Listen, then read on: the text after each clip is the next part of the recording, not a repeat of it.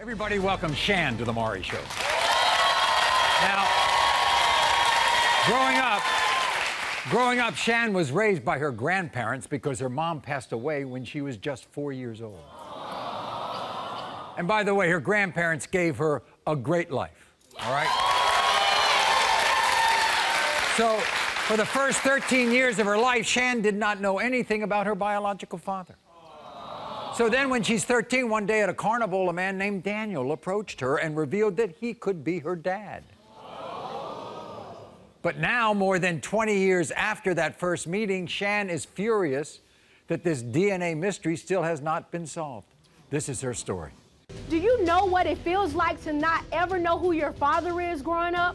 It made me feel unwanted. I felt like I wasn't good enough.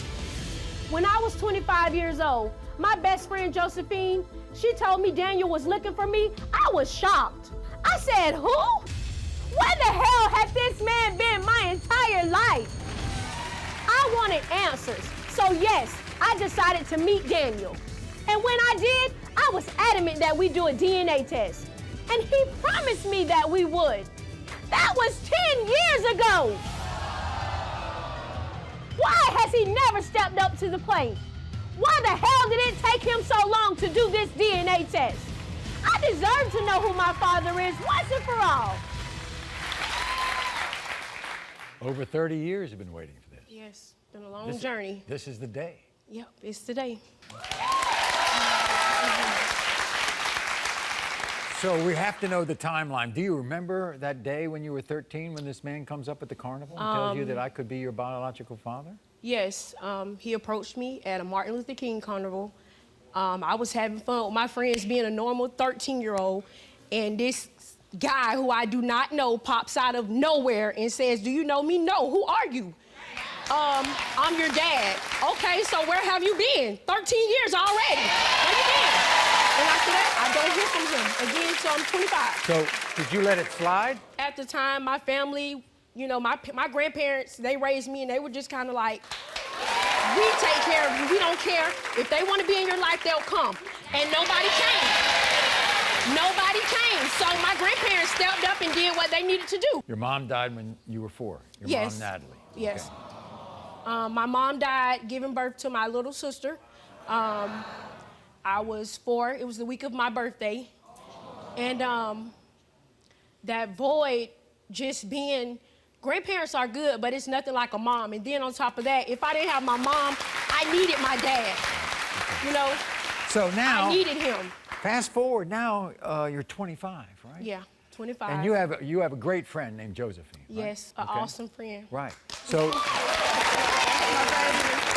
and by the way, while you were growing up, Daniel did not, he didn't live in the next county, right?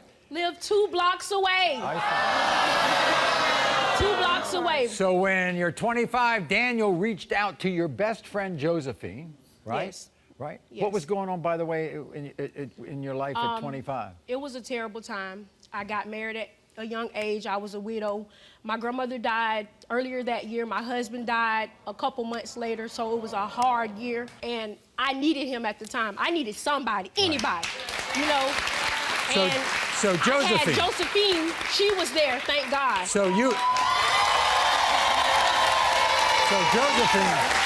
Josephine, Daniel first contacted you. What was your reaction to that? I was surprised, Maury. We've been friends for over 20-something years. I've never heard of this man, never seen him. Right. I've always known my friend to be without a dad. Did you believe him?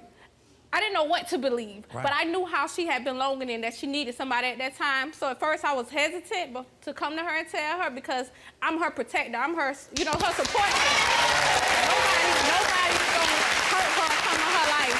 So I was hesitant, but I told her about him. Right. I told her about him, and she wanted to reach out and try to connect. Okay, so you did, right? She told me. I was just like, at first I was kind of hesitant, but I said, okay, we can do it, we can meet. I'll give him a chance. I met up with him, and he promised me a DNA test. Nothing. Nothing.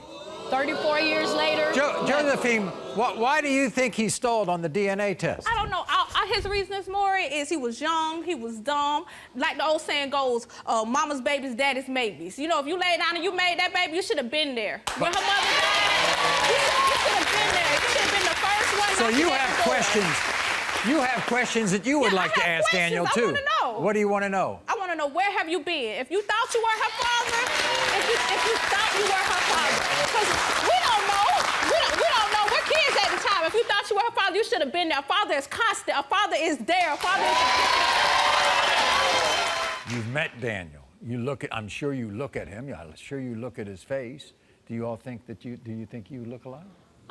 My cheekbones, my nose. Daniel has a lot of excuses as to why he never came forward in his last 10 years to get that DNA test, but we're going to hear from him now. Everybody, here's Daniel.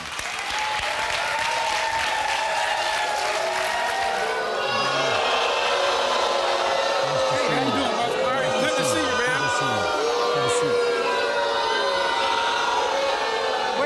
Wait a minute. Daniel, you think that you look like that young woman? I think we somewhat favor. Let's go way, way back, before Shan was born. Her mother's pregnant. Do you think you're the father? When her mom first came to me, I told her mom that, you know, I'm not the baby daddy. So you were sure you weren't at that time. Then why, 13 years later, at a carnival, would you walk up to her? Exactly. Yeah, what took so long? Well, after growing up, I was a child. I was young, too.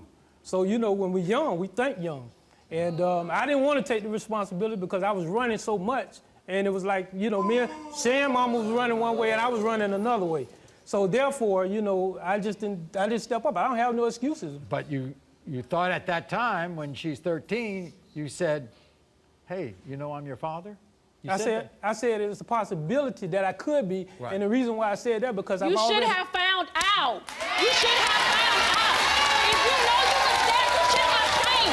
You should have found me. My mom died. You should have been there. You didn't get in touch with her again until she was 25 years old. And the reason you got in touch with, apparently, you told my producers, you had a dream, didn't you? Yeah, I had a dream of Shan mom coming to me, and she was naked. And she was trying to tell me something. She was trying to tell you to step up. She was trying to tell you to step up. That's what she was trying to tell you to do. You want to be her father? Yes, Shan is a great woman. I wouldn't mind being Shan's father. So you knew Josephine, right? Yeah, I didn't really know Josephine. I knew her through my sister because, you know, Josephine was the one that called her for me. And I think me and Shan that's how need you to talk. got together, right? She's been without a mother and without a father. When you reached out to me to reach out to her, then you should have stepped up to the plate and been more constant. You should have been more constant. You should have been more constant because she don't know. We are motherless and fatherless kids. That's a hard feeling. We need that support system. In reality, you know, and that's one of the reasons I came for, because I say, you know, I don't take care of kids that's not mine. So therefore, taking care of kids that's not mine, at least let me. Same sentence, you say other kids that are yours, but you thought she was. But you had one that you thought was yours. That's crazy. You gonna grab a kid you don't know nothing about, and you instead of coming over here and tapping into your responsibility, at least find out. Find out. Well, I mean. By the way, there are members of her family who think you're not the father. And I know. They've already told me, you know, so that ain't nothing. I just felt like Shan needed a father, so I didn't care whether the DNA said yes or no, you know. But you do admit you made a mistake. I made a lot of mistakes in life. Because it's 10 years after you all met each other that you said you would get a DNA test. You didn't get a DNA test. Okay. Well, I was a little scared. I was scared. Anything you want to say before I read the results? You okay? All right. Josephine, you want him to be her father? Yes, I would love him to be her father. You okay with that?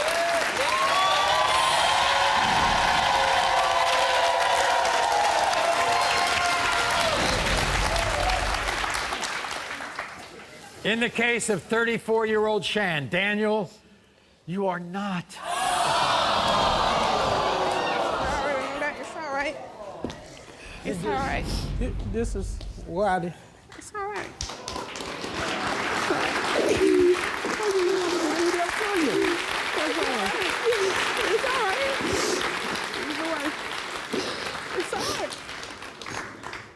if you find anybody else that you would like to bring on, okay? All right? Okay? Thanks for watching this dramatic DNA reveal. If you want to see more paternity stories, click here. And be sure to subscribe to be the first to know about all new DNA drama.